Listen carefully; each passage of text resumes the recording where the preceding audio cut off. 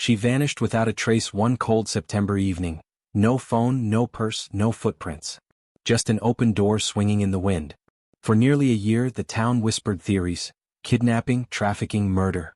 But no one expected her to return. And certainly not like this, barefoot, pregnant, and staring straight through people with eyes that seemed dead. It started like any other ordinary Thursday. Lila Monroe had just returned home from school, her backpack still slung over one shoulder as she kissed her mother on the cheek and greeted her dog, Bailey, with the usual pat on the head. She seemed fine, calm, quiet, but that wasn't unusual.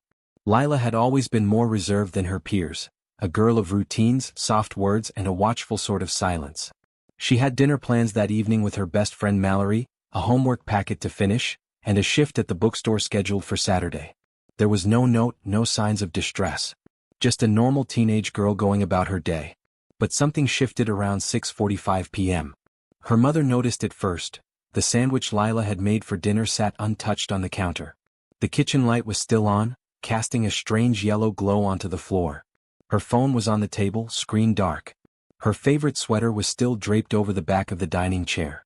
The back door stood slightly open, creaking with each gust of wind.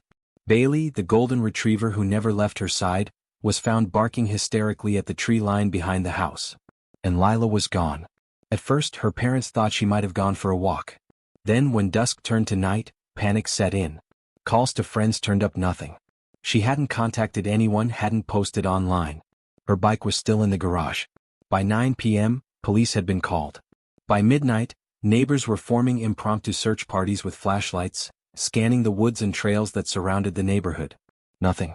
The Monroe home became the epicenter of a whirlwind investigation. Detectives combed through Lila's belongings, interviewed classmates, and reviewed hours of security footage from nearby streets. Not a single camera showed her leaving. There were no footprints, no tire tracks, no signs of a struggle. It was as if she had simply evaporated into thin air. That first week was a blur of helicopters, search dogs, thermal imaging, and candlelight vigils. Every false lead felt like another knife twist for her family. A girl matching her description seen at a bus station in Knoxville? Not her. A young woman found unconscious in a hospital 2 towns over? Not Lila. As the days turned to weeks, the community's support began to erode. Theories emerged, and not all of them kind. Some believed she'd run away on purpose, that maybe she was pregnant and trying to escape responsibility. Others whispered darker suspicions, that someone in her family was involved, that the scene at the house had been staged. The internet swarmed with speculation. Armchair detectives dissected her social media accounts, zooming in on her eyes and selfies, claiming they saw sadness, fear, even guilt. The Monroe family was being torn apart. Lila's father stopped going to work. Her mother refused to leave the house, convinced her daughter would walk back in at any moment. Mallory, her best friend, dropped out of school for a semester, unable to handle the attention and constant questioning.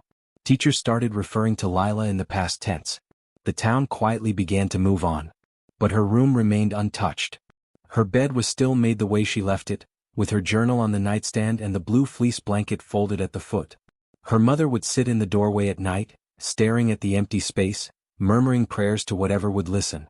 A strange hollowness settled into the house, a kind of silence that felt alive, pressing in from the walls.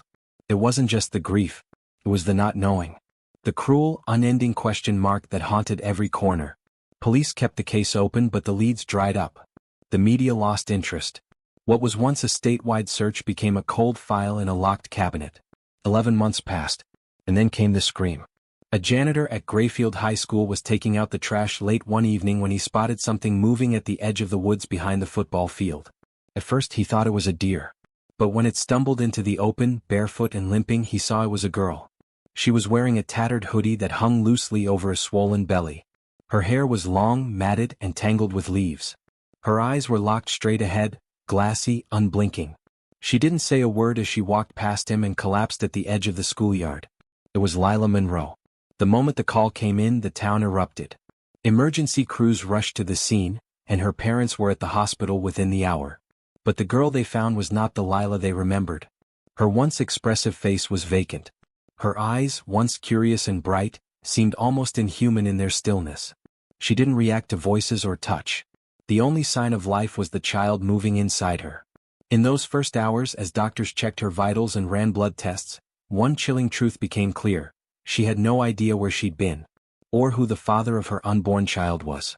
The last thing she remembered was standing in the kitchen, reaching for her sandwich. Everything after that was a blank void. The mystery had deepened, and whatever had taken Lila wasn't finished yet. When Lila reappeared, she brought no answers, only questions. The girl who had once laughed gently and whispered secrets to her dog was now a pale, trembling shadow. When she was first brought into the emergency room, doctors weren't sure what to expect. She was severely dehydrated, her skin marked by thin, irregular scars across her arms, her nails cracked and dirt-stained. She was 7 months pregnant but appeared to have had no prenatal care. No vitamins, no ultrasounds, nothing. Her heartbeat was irregular. Her pupils barely reacted to light. But she wasn't physically broken. She was functioning, breathing, alive. And yet, something about her presence made the hairs on people's necks stand up. Nurses exchanged worried glances. The police officer posted outside her room kept shifting in his chair. There was something unnatural about her silence, the way she stared at the ceiling as if watching something no one else could see. In the first 48 hours, Lila didn't say a single word.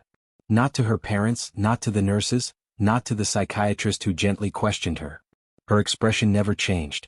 Even when her mother burst into tears at her bedside, gripping her hand and begging her to say something, Lila just blinked slowly and turned her head away. When she did finally speak, it wasn't the relief her family had prayed for.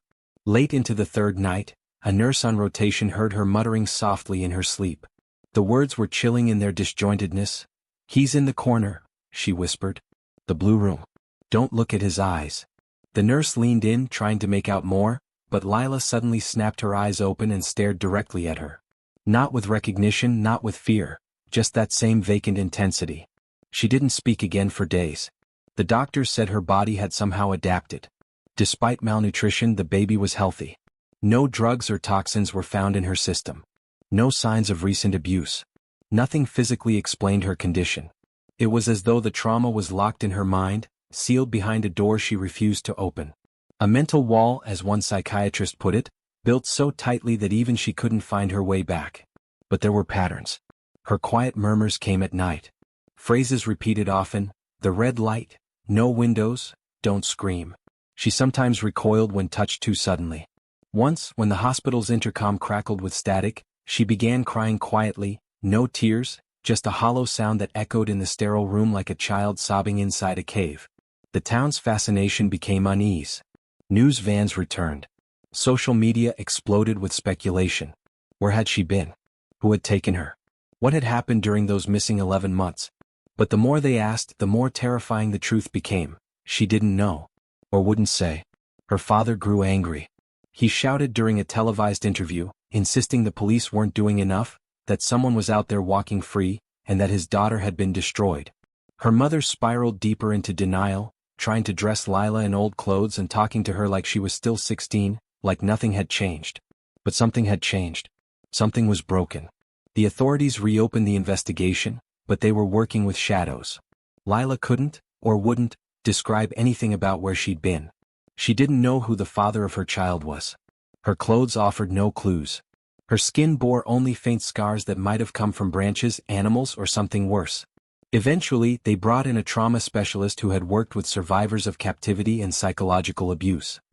He spoke to Lila in calm, slow tones, asking not what had happened, but what she remembered feeling. That's when she said something new. "Cold?" she whispered. "It was always cold. But he was warm." "Who was warm?" he asked gently. She blinked. "The man who stands behind the light. He never had a name." The specialist recorded the session. He later said that she spoke like someone half asleep, half aware, like a person drifting through memories they didn't want to find. In the next session, she drew a room, rectangular, metallic, no windows, a single red bulb hanging from the ceiling. A black rectangle in the corner. When asked what it was, she just said, "That's where the door opens. Only at night." Law enforcement examined nearby facilities, abandoned buildings, and even Cold War bunkers, any place that matched her description. But there was no sign of where she might have been. Some theorized she was kept underground. Others believed it was all implanted memory, a psychotic break brought on by long-term stress. But no theory made sense of the most chilling part, the baby. Lila never once acknowledged the life growing inside her. She never asked about it, never touched her belly, never reacted to its movement. When shown ultrasound images, she turned her head away. When doctors asked if she wanted to hold the child after delivery, she stared blankly at the wall and whispered, "It's not mine." As her due date approached, a strange tension filled the hospital. Staff began requesting different rotations. Nurses reported nightmares after working her room. One janitor refused to clean the floor outside her door, claiming the temperature dropped every time he walked past. And then one morning the labor began. It was fast, intense, nearly silent. She didn't scream. She barely even breathed heavily. The doctors delivered a baby boy with no complications. But the room felt off. The baby didn't cry. He opened his eyes immediately. Wide, dark, and still. Just like hers. Lila didn't look at him. She only whispered one sentence, flat and final. "He's not mine. He's from the other side." The child was perfect, at least physically.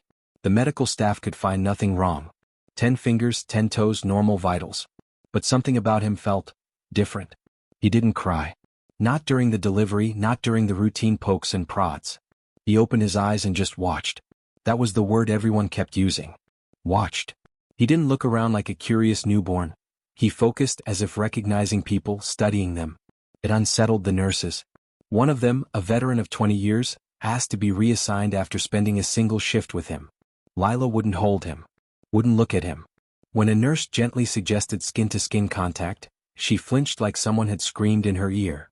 She just sat there, pale and silent, staring at a point above the doorframe. Her hands gripped the bedsheet so tightly her knuckles turned white. Every time the baby cooed or shifted in his bassinet, she tensed. Finally, she muttered the same sentence she'd repeated the night before. "He's not mine. I was just the door." Psychiatrists tried to understand what she meant. Was it metaphorical? A dissociation from her trauma? They scribbled notes and used words like psychogenic amnesia, perinatal detachment, and subconscious projection. But none of their clinical terms captured what everyone else in the room could feel, that something about the baby was deeply wrong. Within days, strange incidents began happening at the hospital. A nurse was found locked in a supply closet with no recollection of how she got there. Security cameras glitched, often freezing for several seconds when pointed near the nursery. Several employees reported hearing strange sounds over the intercom, faint, rhythmic clicking noises like tapping on glass. Maintenance found nothing wrong. But no one wanted to work the third floor anymore, where Lila and the baby were being kept. Meanwhile, Lila's condition deteriorated. She spoke less and less, eating little, sleeping poorly. She began drawing compulsively, pages and pages filled with symbols, repeating over and over in black ink. Circles inside triangles. An eye above a doorway. A figure with no face. Sometimes she tore the pages up immediately after. Other times she folded them neatly and placed them under her pillow. Her therapist thought it might be a subconscious form of memory retrieval. But Lila never explained them. Eventually, one of the drawings caught the attention of someone on the investigation team, a detective who recognized a pattern. The image resembled a floor plan of a facility that had long been shut down, a secretive research site about 60 miles away, buried deep in the woods, originally used for military psychological trials in the 1980s. The building had been off-limits for decades, its purpose buried in bureaucratic secrecy. But the resemblance was too exact to ignore. Authorities visited the facility. What they found only deepened the mystery. The interior was gutted, covered in dust and decay. But one room in particular, marked Room 7B, matched Lila's drawings precisely. A single red light fixture dangled from the ceiling. No windows. A black ventilation duct sat in the corner like a dark void. Scratches marked the concrete walls, too faded to tell what made them. There were restraints on the floor. A metal table. And scattered across the floor, brittle with age, were dozens of sheets of paper with similar symbols, almost identical to Lila's. The government quickly cordoned off the area, citing safety hazards. The local police were ordered to drop the investigation. Files went missing.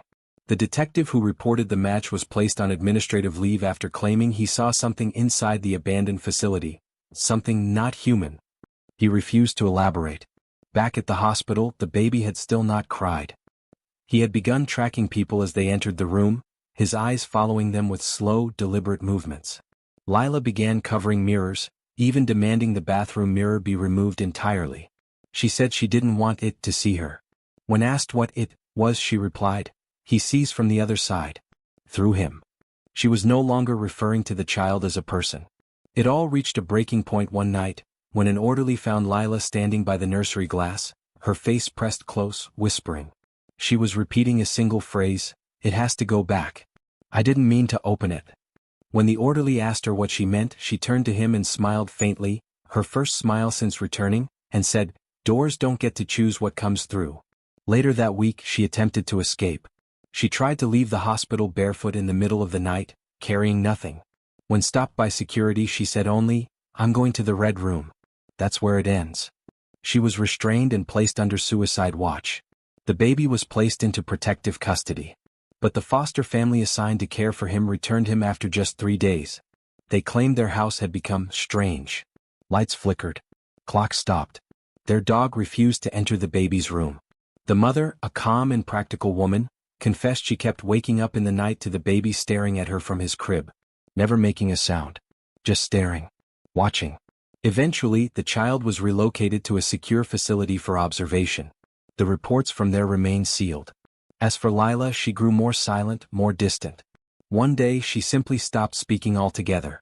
When a therapist finally asked if she remembered what happened during the time she was gone, she wrote a single sentence on a piece of paper and handed it over before curling into herself like a dying ember.